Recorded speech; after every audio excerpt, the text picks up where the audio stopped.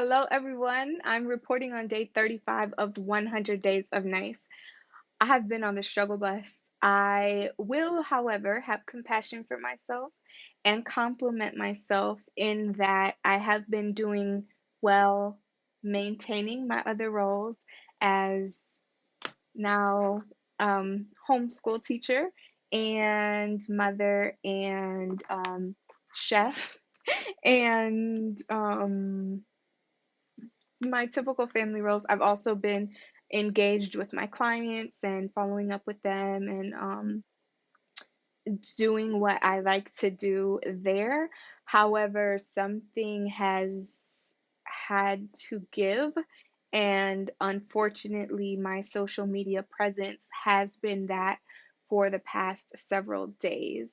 So I'm trying to figure out because I've been emotionally feeling a lot of overwhelm and disappointment. It's been very overwhelming trying to figure out how to adapt and establish a new normal that I am happy with, and also still keep the commitments that I've made to myself. And I've released some commitments, but there are other commitments like this project and being active with the audience that I have on social media. I want to continue that engagement, so I don't want to abandon that. So I created the nurturing self talk to be feed your system.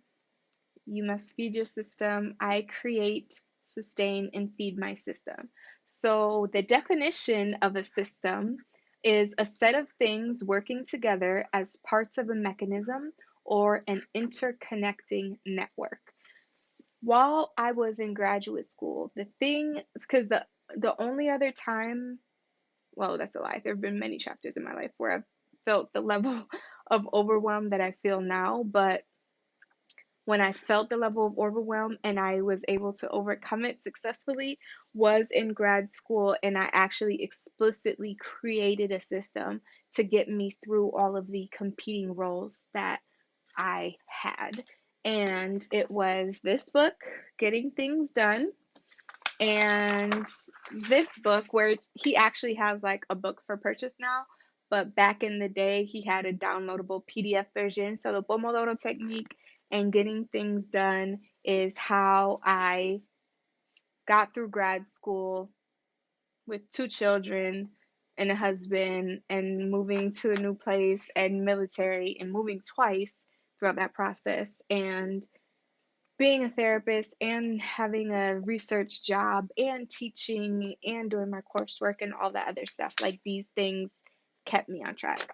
So I was like, it's time you revisit that and you create and feed a system that works for you.